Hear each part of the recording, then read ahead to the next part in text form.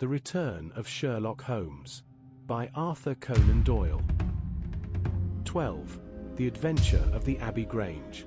It was on a bitterly cold and frosty morning during the winter of '97 that I was awakened by a tugging at my shoulder. It was Holmes.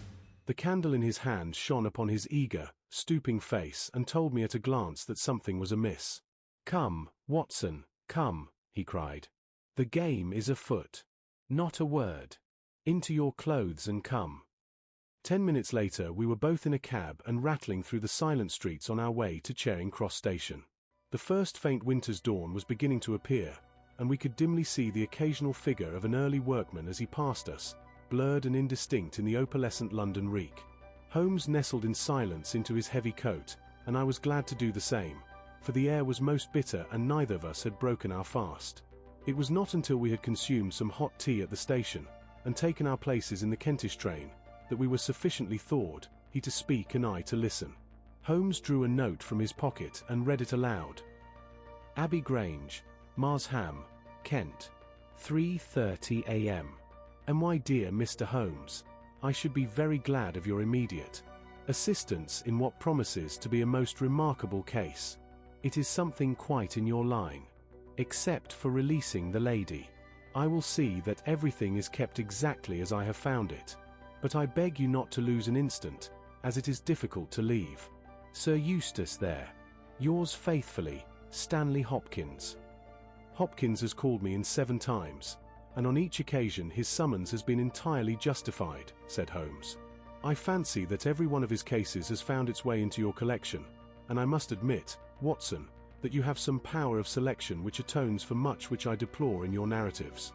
Your fatal habit of looking at everything from the point of view of a story instead of as a scientific exercise has ruined what might have been an instructive and even classical series of demonstrations.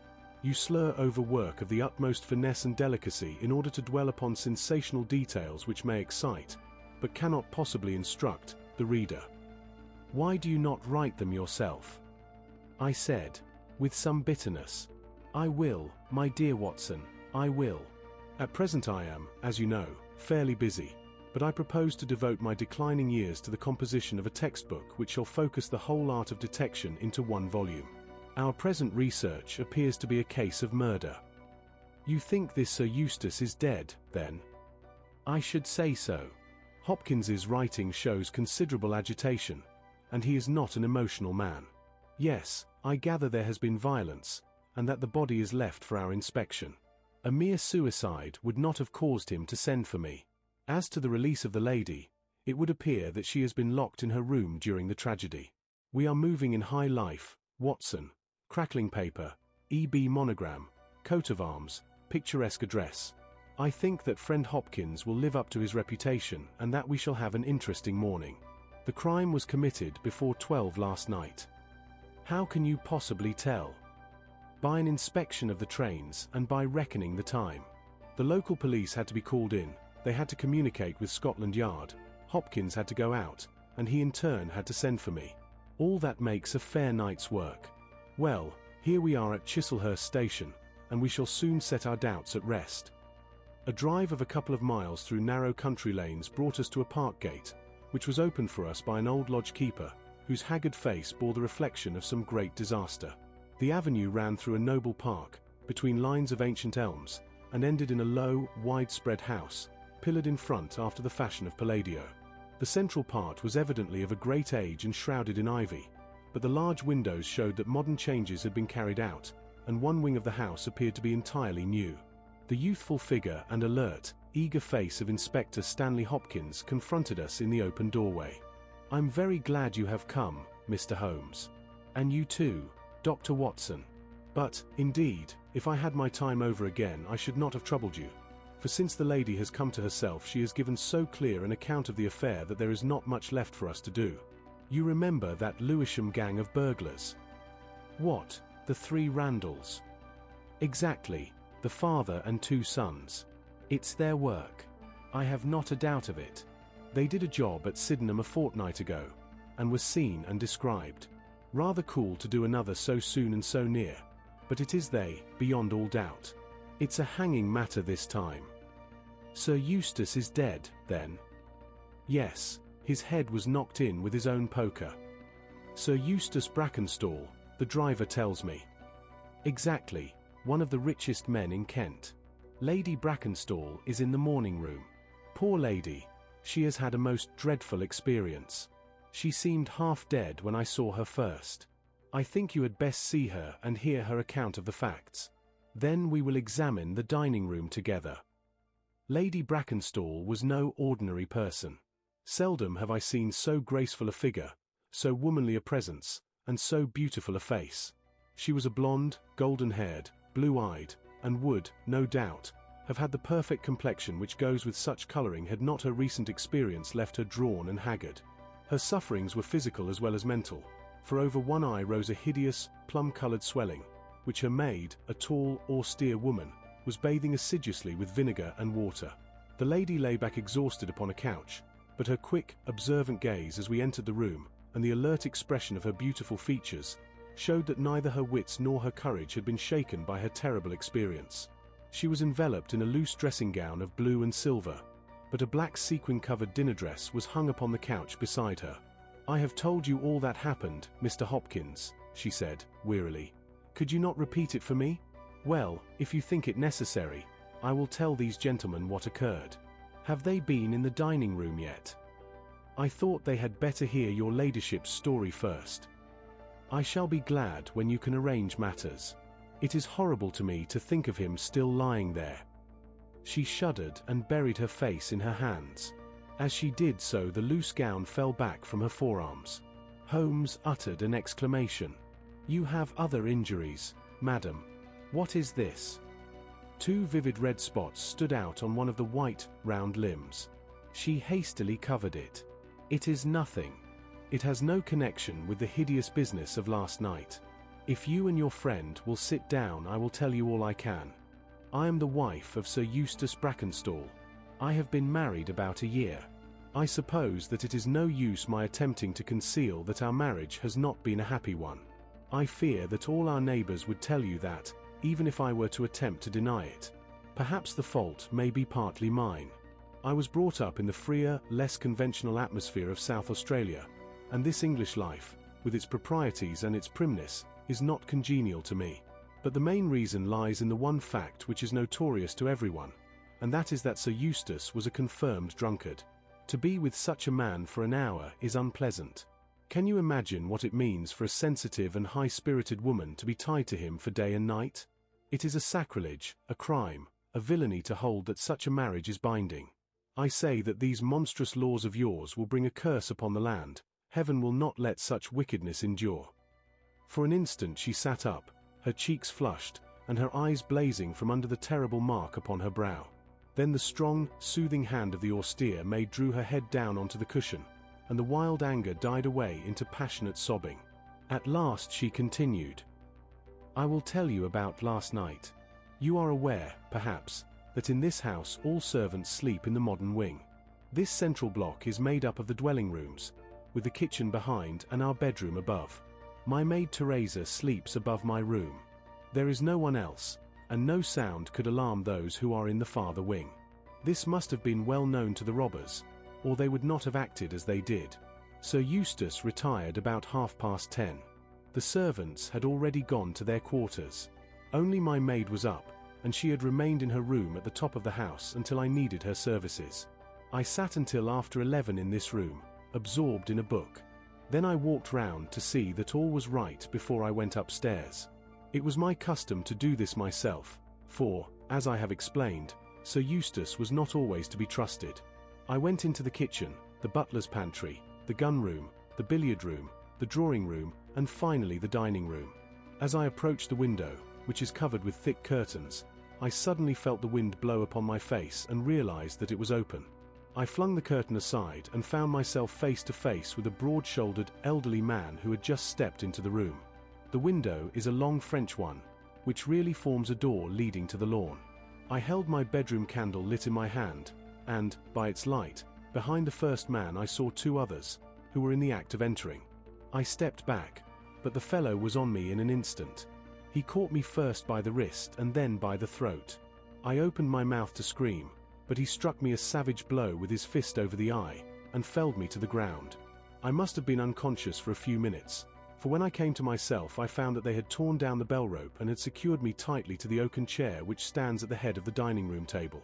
I was so firmly bound that I could not move, and a handkerchief round my mouth prevented me from uttering any sound. It was at this instant that my unfortunate husband entered the room. He had evidently heard some suspicious sounds, and he came prepared for such a scene as he found.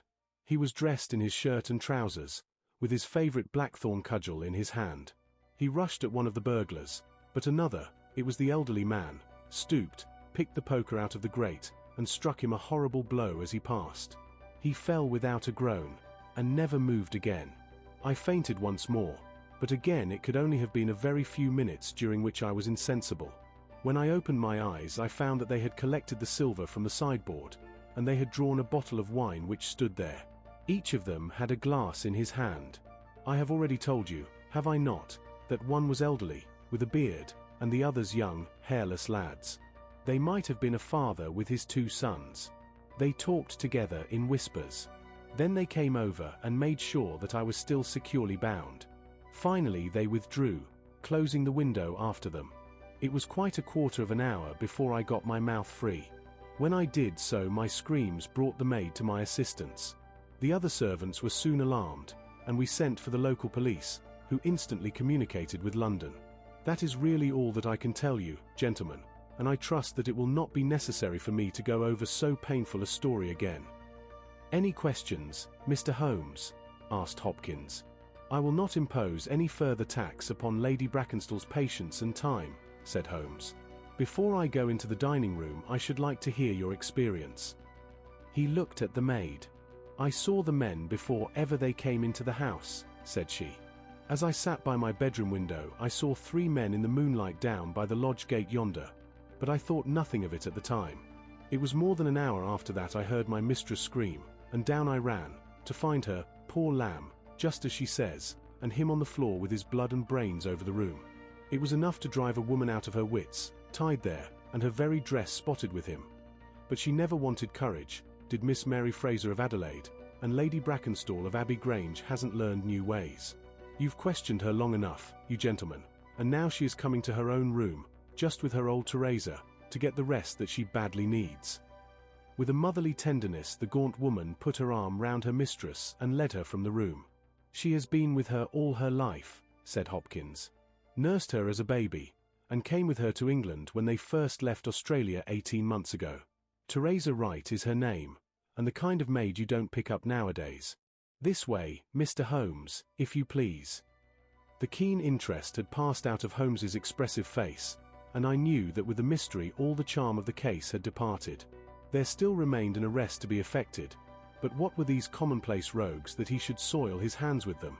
An abstruse and learned specialist who finds that he has been called in for a case of measles would experience something of the annoyance which I read in my friend's eyes. Yet the scene in the dining room of the Abbey Grange was sufficiently strange to arrest his attention and to recall his waning interest. It was a very large and high chamber, with carved oak ceiling, oaken panelling, and a fine array of deer's heads and ancient weapons around the walls. At the farther end from the door was the high French window of which we had heard. 3 smaller windows on the right-hand side filled the apartment with cold winter sunshine. On the left was a large, deep fireplace, with a massive, overhanging oak mantelpiece. Beside the fireplace was a heavy oaken chair with arms and crossbars at the bottom. In and out through the open woodwork was woven a crimson cord, which was secured at each side to the crosspiece below. In releasing the lady, the cord had been slipped off her, but the knots with which it had been secured still remained. These details only struck our attention afterwards, for our thoughts were entirely absorbed by the terrible object which lay upon the tiger-skin hearthrug in front of the fire. It was the body of a tall, well-made man, about 40 years of age. He lay upon his back, his face upturned, with his white teeth grinning through his short black beard. His 2 clenched hands were raised above his head, and a heavy blackthorn stick lay across them. His dark, handsome, aquiline features were convulsed into a spasm of vindictive hatred, which had set his dead face in a terribly fiendish expression. He had evidently been in his bed when the alarm had broken out, for he wore a foppish embroidered nightshirt, and his bare feet projected from his trousers. His head was horribly injured, and the whole room bore witness to the savage ferocity of the blow which had struck him down. Beside him lay the heavy poker, bent into a curve by the concussion. Holmes examined both it and the indescribable wreck which it had wrought. "He must be a powerful man, this elder Randall," he remarked. "Yes," said Hopkins. "I have some record of the fellow, and he is a rough customer. You should have no difficulty in getting him." "Not the slightest. We have been on the lookout for him, and there was some idea that he had got away to America. Now that we know the gang are here, I don't see how they can escape. We have the news at every seaport already, and a reward will be offered before evening. What beats me is how they could have done so mad a thing, knowing that the lady could describe them, and that we could not fail to recognize the description." "Exactly. One would have expected that they would have silenced Lady Brackenstall as well." "They may not have realized," I suggested, "that she had recovered from her faint." "That is likely enough. If she seemed to be senseless, they would not take her life. What about this poor fellow, Hopkins? I seem to have heard some queer stories about him." "He was a good-hearted man when he was sober, but a perfect fiend when he was drunk, or rather when he was half drunk, for he seldom really went the whole way. The devil seemed to be in him at such times, and he was capable of anything. From what I hear, in spite of all his wealth and his title, he very nearly came our way once or twice. There was a scandal about his drenching a dog with petroleum and setting it on fire, her ladyship's dog, to make the matter worse, and that was only hushed up with difficulty. Then he threw a decanter at that maid, Teresa Wright. There was trouble about that. On the whole, and between ourselves, it will be a brighter house without him. What are you looking at now?" Holmes was down on his knees examining with great attention the knots upon the red cord with which the lady had been secured.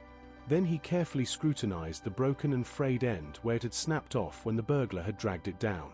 "When this was pulled down, the bell in the kitchen must have rung loudly," he remarked. "No one could hear it. The kitchen stands right at the back of the house. How did the burglar know no one would hear it? How dared he pull at a bell rope in that reckless fashion?" "Exactly, Mr. Holmes, exactly. You put the very question which I have asked myself again and again. There can be no doubt that this fellow must have known the house and its habits. He must have perfectly understood that the servants would all be in bed at that comparatively early hour, and that no one could possibly hear a bell ring in the kitchen. Therefore he must have been in close league with one of the servants. Surely that is evident. But there are 8 servants, and all of good character." "Other things being equal," said Holmes, "one would suspect the one at whose head the master threw a decanter. And yet that would involve treachery towards the mistress to whom this woman seems devoted. Well, the point is a minor one, and when you have Randall you will probably find no difficulty in securing his accomplice. The lady's story certainly seems to be corroborated, if it needed corroboration, by every detail which we see before us." He walked to the French window and threw it open. "There are no signs here, but the ground is iron hard, and one would not expect them. I see that these candles on the mantelpiece have been lighted." "Yes, it was by their light and that of the lady's bedroom candle that the burglars saw their way about." "And what did they take?" "Well, they did not take much, only half a dozen articles of plate off the sideboard. Lady Brackenstall thinks that they were themselves so disturbed by the death of Sir Eustace that they did not ransack the house as they would otherwise have done." "No doubt that is true. And yet they drank some wine, I understand." "To steady their own nerves." "Exactly. These 3 glasses upon the sideboard have been untouched, I suppose." "Yes, and the bottle stands as they left it." "Let us look at it. Hello! What is this?" The 3 glasses were grouped together, all of them tinged with wine, and one of them containing some dregs of beeswing. The bottle stood near them, 2/3 full, and beside it lay a long, deeply stained cork. Its appearance and the dust upon the bottle showed that it was no common vintage which the murderers had enjoyed. A change had come over Holmes's manner. He had lost his listless expression, and again I saw an alert light of interest in his keen, deep-set eyes. He raised the cork and examined it minutely. "How did they draw it?" he asked. Hopkins pointed to a half-opened drawer. In it lay some table linen and a large corkscrew. "Did Lady Brackenstall say that screw was used?" "No. You remember that she was senseless at the moment when the bottle was opened. Quite so. As a matter of fact, that screw was not used. This bottle was opened by a pocket screw, probably contained in a knife, and not more than 1.5 inches long. If you examine the top of the cork, you will observe that the screw was driven in 3 times before the cork was extracted. It has never been transfixed. This long screw would have transfixed it and drawn it with a single pull. When you catch this fellow, you will find that he has one of these multiplex knives in his possession. Excellent, said Hopkins. But these glasses do puzzle me, I confess. Lady Brackenstall actually saw the 3 men drinking, did she not? Yes, she was clear about that. Then there is an end of it. What more is to be said? And yet you must admit that the 3 glasses are very remarkable, Hopkins. What? You see nothing remarkable? Well, let it pass. Perhaps when a man has special knowledge and special powers like my own, it rather encourages him to seek a complex explanation when a simpler one is at hand. Of course, it must be a mere chance about the glasses. Well, good morning, Hopkins. I don't see that I can be of any use to you, and you appear to have your case very clear. You will let me know when Randall is arrested, and any further developments which may occur. I trust that I shall soon have to congratulate you upon a successful conclusion. Come, Watson, I fancy that we may employ ourselves more profitably at home. During our return journey, I could see by Holmes's face that he was much puzzled by something which he had observed. Every now and then, by an effort, he would throw off the impression and talk as if the matter were clear, but then his doubts would settle down upon him again, and his knitted brows and abstracted eyes would show that his thoughts had gone back once more to the great dining room of the Abbey Grange in which this midnight tragedy had been enacted. At last, by a sudden impulse, just as our train was crawling out of a suburban station, he sprang onto the platform and pulled me out after him. "Excuse me, my dear fellow," said he, as we watched the rear carriages of our train disappearing round a curve. "I am sorry to make you the victim of what may seem a mere whim, but on my life, Watson, I simply can't leave that case in this condition. Every instinct that I possess cries out against it. It's wrong, it's all wrong, I'll swear that it's wrong. And yet the lady's story was complete, the maid's corroboration was sufficient, the detail was fairly exact. What have I to put against that? 3 wineglasses, that is all. But if I had not taken things for granted, if I had examined everything with the care which I would have shown had we approached the case de novo and had no cut-and-dried story to warp my mind, would I not then have found something more definite to go upon? Of course I should.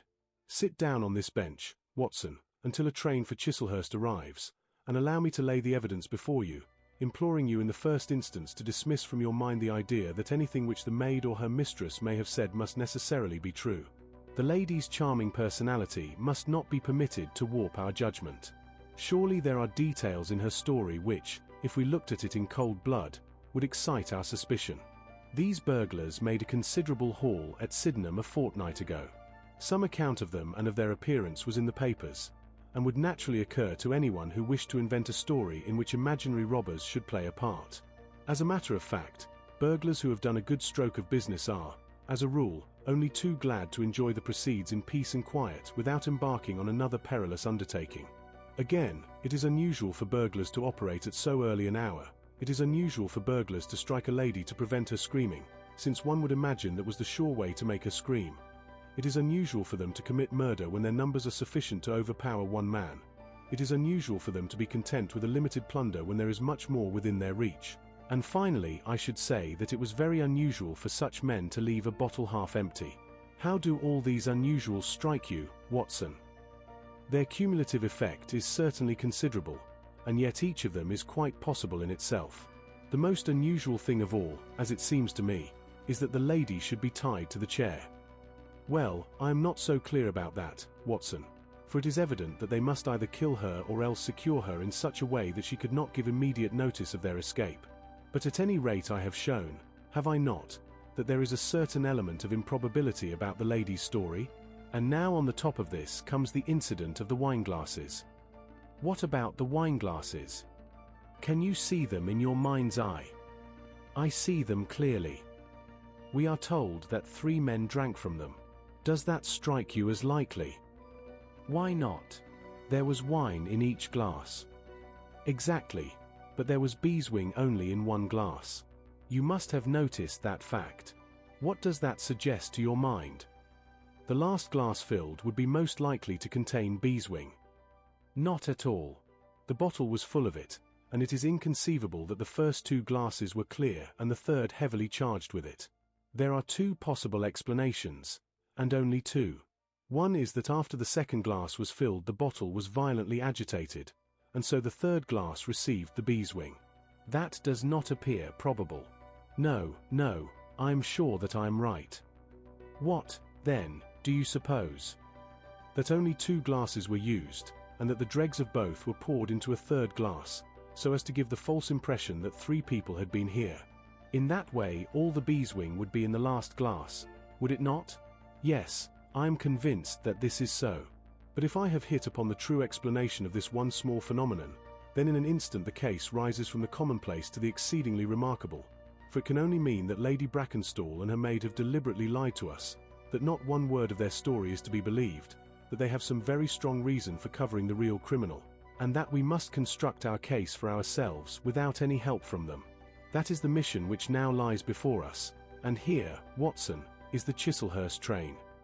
The household of the Abbey Grange were much surprised at our return, but Sherlock Holmes, finding that Stanley Hopkins had gone off to report to headquarters, took possession of the dining room, locked the door upon the inside, and devoted himself for 2 hours to one of those minute and laborious investigations which formed the solid basis on which his brilliant edifices of deduction were reared. Seated in a corner like an interested student who observes the demonstration of his professor, I followed every step of that remarkable research. The window, the curtains, the carpet, the chair, the rope, each in turn was minutely examined and duly pondered. The body of the unfortunate baronet had been removed, but all else remained as we had seen it in the morning. Then, to my astonishment, Holmes climbed up on to the massive mantelpiece. Far above his head hung the few inches of red cord which were still attached to the wire. For a long time he gazed upward at it, and then in an attempt to get nearer to it he rested his knee upon a wooden bracket on the wall. This brought his hand within a few inches of the broken end of the rope, but it was not this so much as the bracket itself which seemed to engage his attention. Finally he sprang down with an ejaculation of satisfaction. "It's all right, Watson," said he. "We have got our case, one of the most remarkable in our collection. But, dear me, how slow-witted I have been, and how nearly I have committed the blunder of my lifetime. Now, I think that with a few missing links my chain is almost complete. You have got your men. Man, Watson, man. Only one, but a very formidable person. Strong as a lion, witness the blow that bent that poker. 6'3" in height, active as a squirrel, dexterous with his fingers. Finally, remarkably quick-witted, for this whole ingenious story is of his concoction. Yes, Watson, we have come upon the handiwork of a very remarkable individual. And yet in that bell rope he has given us a clue which should not have left us a doubt." "Where was the clue?" "Well, if you were to pull down a bell rope, Watson, where would you expect it to break? Surely at the spot where it is attached to the wire. Why should it break 3 inches from the top as this one has done?" "Because it is frayed there." "Exactly. This end, which we can examine, is frayed. He was cunning enough to do that with his knife. But the other end is not frayed. You could not observe that from here, but if you were on the mantelpiece you would see that it is cut clean off without any mark of fraying whatever. You can reconstruct what occurred. The man needed the rope.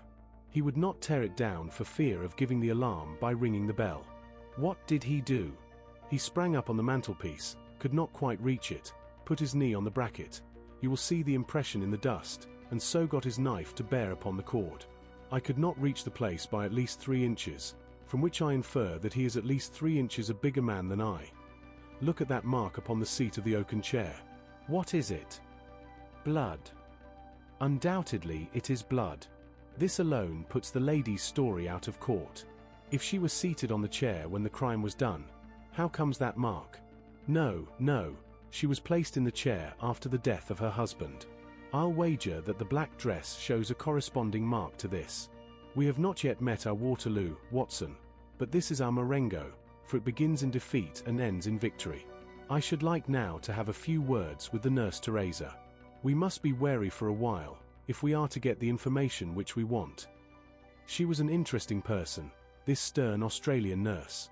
Taciturn, suspicious, ungracious. It took some time before Holmes's pleasant manner and frank acceptance of all that she said thawed her into a corresponding amiability. She did not attempt to conceal her hatred for her late employer. "Yes, sir. It is true that he threw the decanter at me. I heard him call my mistress a name, and I told him that he would not dare to speak so if a brother had been there. Then it was that he threw it at me. He might have thrown a dozen if he had but left my bonny bird alone. He was forever ill-treating her, and she too proud to complain. She will not even tell me all that he has done to her. She never told me of those marks on her arm that you saw this morning, but I know very well that they come from a stab with a hatpin. The sly fiend, heaven forgive me that I should speak of him so, now that he is dead, but a fiend he was if ever one walked the earth. He was all honey when first we met him, only 18 months ago, and we both feel as if it were 18 years. She had only just arrived in London. Yes, it was her first voyage. She had never been from home before. He won her with his title and his money and his false London ways. If she made a mistake, she has paid for it, if ever a woman did. What month did we meet him? Well, I tell you, it was just after we arrived. We arrived in June, and it was July. They were married in January of last year. Yes, she is down in the morning room again, and I have no doubt she will see you, but you must not ask too much of her, for she has gone through all that flesh and blood will stand." Lady Brackenstall was reclining on the same couch, but looked brighter than before. The maid had entered with us, and began once more to ferment the bruise upon her mistress's brow. "I hope," said the lady, "that you have not come to cross-examine me again." "No," Holmes answered, in his gentlest voice. "I will not cause you any unnecessary trouble, Lady Brackenstall, and my whole desire is to make things easy for you, for I am convinced that you are a much-tried woman. If you will treat me as a friend and trust me, you may find that I will justify your trust." "What do you want me to do?" "To tell me the truth." "Mr. Holmes." "No, no, Lady Brackenstall, it is no use. You may have heard of any little reputation which I possess. I will stake it all on the fact that your story is an absolute fabrication." Mistress and maid were both staring at Holmes with pale faces and frightened eyes. "You are an impudent fellow," cried Teresa. "Do you mean to say that my mistress has told a lie?" Holmes rose from his chair. "Have you nothing to tell me?" "I have told you everything." "Think once more, Lady Brackenstall. Would it not be better to be frank?" For an instant there was hesitation in her beautiful face. Then some new strong thought caused it to set like a mask. "I have told you all I know." Holmes took his hat and shrugged his shoulders. "I am sorry," he said, and without another word we left the room and the house. There was a pond in the park, and to this my friend led the way. It was frozen over, but a single hole was left for the convenience of a solitary swan. Holmes gazed at it and then passed on to the lodge gate. There he scribbled a short note for Stanley Hopkins and left it with the lodge keeper. "It may be a hit or it may be a miss, but we are bound to do something for friend Hopkins, just to justify this second visit," said he. "I will not quite take him into my confidence yet. I think our next scene of operations must be the shipping office of the Adelaide-Southampton line, which stands at the end of Pall Mall, if I remember right. There is a second line of steamers which connect South Australia with England, but we will draw the larger cover first." Holmes's card sent in to the manager ensured instant attention, and he was not long in acquiring all the information which he needed. In June of '95, only one of their line had reached a home port. It was the Rock of Gibraltar, their largest and best boat.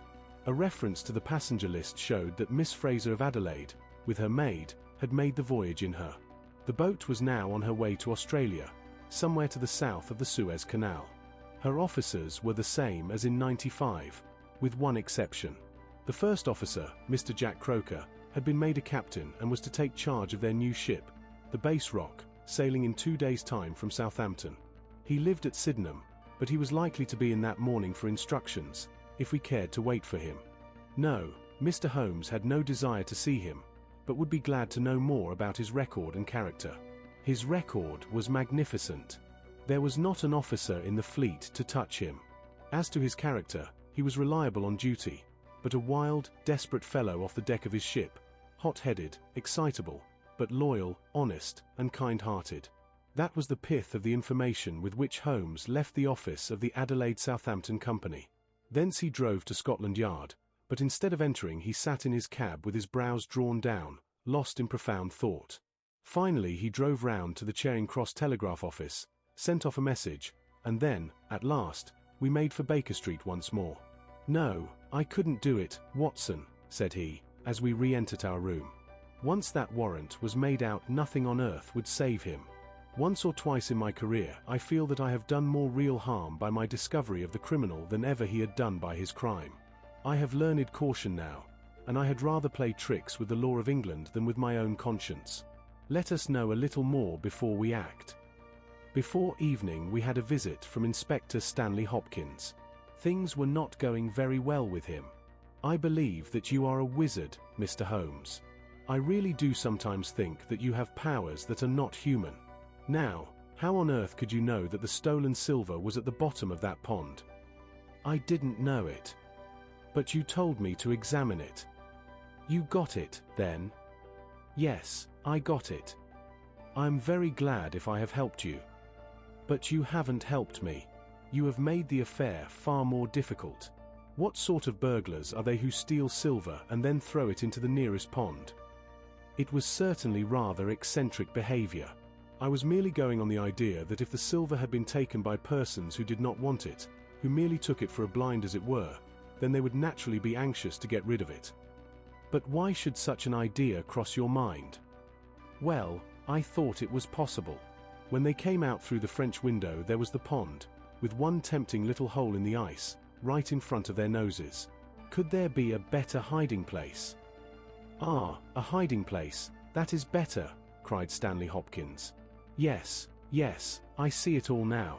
It was early, there were folk upon the roads, they were afraid of being seen with the silver, so they sank it in the pond, intending to return for it when the coast was clear." "Excellent, Mr. Holmes. That is better than your idea of a blind." "Quite so. You have got an admirable theory. I have no doubt that my own ideas were quite wild, but you must admit that they have ended in discovering the silver." "Yes, sir, yes. It was all your doing. But I have had a bad setback." "A setback?" "Yes, Mr. Holmes. The Randall gang were arrested in New York this morning." "Dear me, Hopkins. That is certainly rather against your theory that they committed a murder in Kent last night." "It is fatal, Mr. Holmes, absolutely fatal. Still, there are other gangs of 3 besides the Randalls, or it may be some new gang of which the police have never heard." "Quite so. It is perfectly possible. What, are you off?" "Yes, Mr. Holmes. There is no rest for me until I have got to the bottom of the business. I suppose you have no hint to give me?" "I have given you one." "Which?" "Well, I suggested a blind." "But why, Mr. Holmes, why?" "Ah, that's the question, of course. But I commend the idea to your mind. You might possibly find that there was something in it. You won't stop for dinner? Well, goodbye, and let us know how you get on." Dinner was over and the table cleared before Holmes alluded to the matter again.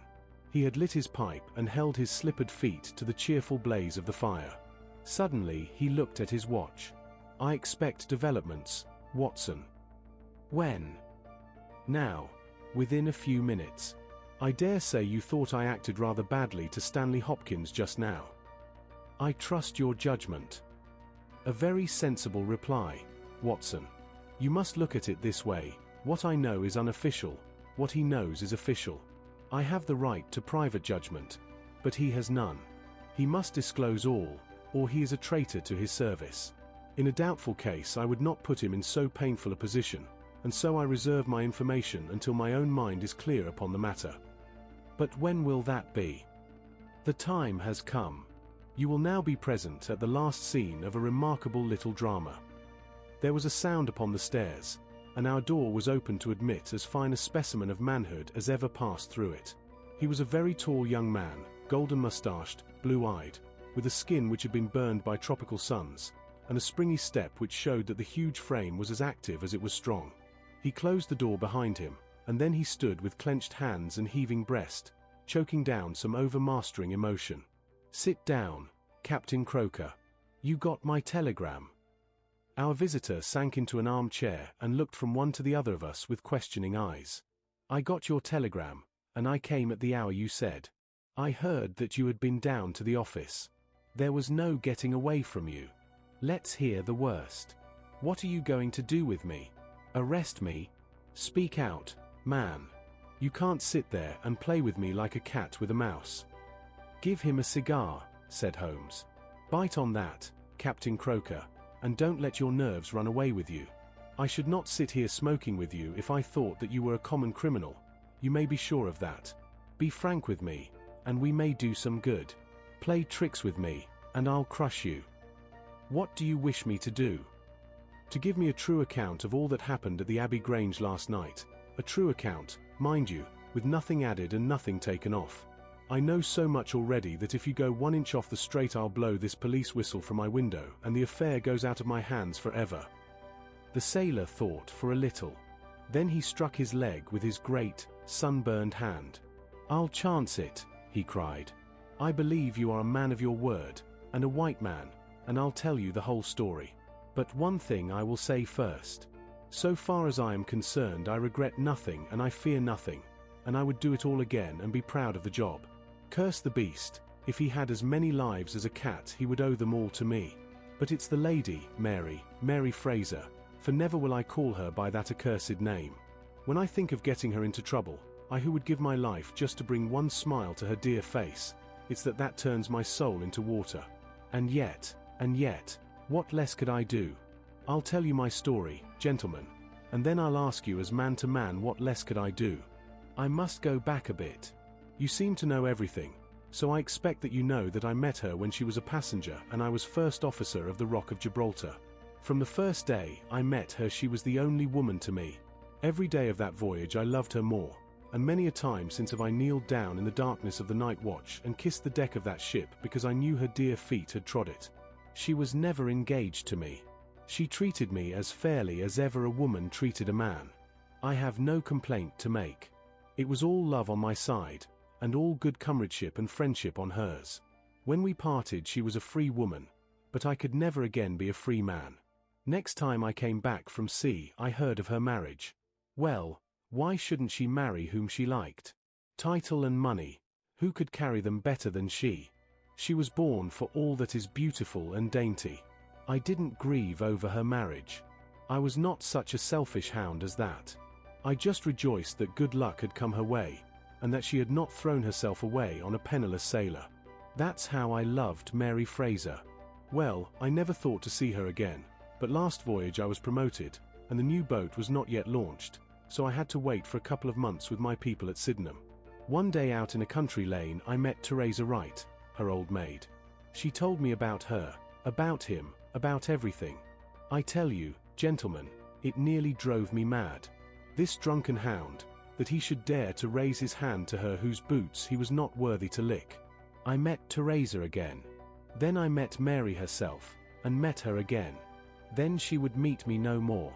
But the other day I had a notice that I was to start on my voyage within a week, and I determined that I would see her once before I left. Teresa was always my friend, for she loved Mary and hated this villain almost as much as I did. From her I learned the ways of the house. Mary used to sit up reading in her own little room downstairs. I crept round there last night and scratched at the window. At first she would not open to me, but in her heart I know that now she loves me, and she could not leave me in the frosty night. She whispered to me to come round to the big front window, and I found it open before me so as to let me into the dining room. Again I heard from her own lips things that made my blood boil, and again I cursed this brute who mishandled the woman that I loved. Well, gentlemen, I was standing with her just inside the window, in all innocence, as heaven is my judge, when he rushed like a madman into the room, called her the vilest name that a man could use to a woman, and welted her across the face with the stick he had in his hand. I had sprung for the poker, and it was a fair fight between us. See here on my arm where his first blow fell. Then it was my turn, and I went through him as if he had been a rotten pumpkin. Do you think I was sorry? Not I. It was his life or mine, but far more than that it was his life or hers. for how could I leave her in the power of this madman? That was how I killed him. Was I wrong? Well, then, what would either of you gentlemen have done if you had been in my position? She had screamed when he struck her, and that brought old Teresa down from the room above. There was a bottle of wine on the sideboard, and I opened it and poured a little between Mary's lips, for she was half dead with the shock. Then I took a drop myself. Teresa was as cool as ice, and it was her plot as much as mine. We must make it appear that burglars had done the thing. Teresa kept on repeating our story to her mistress, while I swarmed up and cut the rope of the bell. Then I lashed her in her chair, and frayed out the end of the rope to make it look natural, else they would wonder how in the world a burglar could have got up there to cut it. Then I gathered up a few plates and pots of silver, to carry out the idea of a robbery, and there I left them with orders to give the alarm when I had a quarter of an hour's start. I dropped the silver into the pond and made off for Sydenham, feeling that for once in my life I had done a real good night's work. And that's the truth and the whole truth, Mr. Holmes, if it costs me my neck. Holmes smoked for some time in silence. Then he crossed the room and shook our visitor by the hand. "That's what I think," said he. "I know that every word is true, for you have hardly said a word which I did not know. No one but an acrobat or a sailor could have got up to that bell rope from the bracket, and no one but a sailor could have made the knots with which the cord was fastened to the chair. Only once had this lady been brought into contact with sailors, and that was on her voyage, and it was someone of her own class of life, since she was trying hard to shield him and so showing that she loved him. You see how easy it was for me to lay my hands upon you when once I had started upon the right trail. I thought the police never could have seen through our dodge. And the police haven't, nor will they, to the best of my belief. Now, look here, Captain Croker, this is a very serious matter, though I am willing to admit that you acted under the most extreme provocation to which any man could be subjected. I am not sure that in defense of your own life your action will not be pronounced legitimate. However, that is for a British jury to decide. Meanwhile, I have so much sympathy for you that if you choose to disappear in the next 24 hours, I will promise you that no one will hinder you. And then it will all come out. Certainly it will come out." The sailor flushed with anger. "What sort of proposal is that to make a man? I know enough of law to understand that Mary would be had as accomplice. Do you think I would leave her alone to face the music while I slunk away? No, sir, let them do their worst upon me. But for heaven's sake, Mr. Holmes, find some way of keeping my poor Mary out of the courts." Holmes for a second time held out his hand to the sailor. "I was only testing you, and you ring true every time. Well, it is a great responsibility that I take upon myself, but I have given Hopkins an excellent hint, and if he can't avail himself of it I can do no more. See here, Captain Croker, we'll do this in due form of law. You are the prisoner. Watson, you are a British jury, and I never met a man who was more eminently fitted to represent one. I am the judge. Now, gentlemen of the jury, you have heard the evidence. Do you find the prisoner guilty or not guilty?" "Not guilty, my lord," said I. "Vox populi, vox Dei. You are acquitted, Captain Croker. So long as the law does not find some other victim, you are safe from me. Come back to this lady in a year, and may her future and yours justify us in the judgment which we have pronounced this night."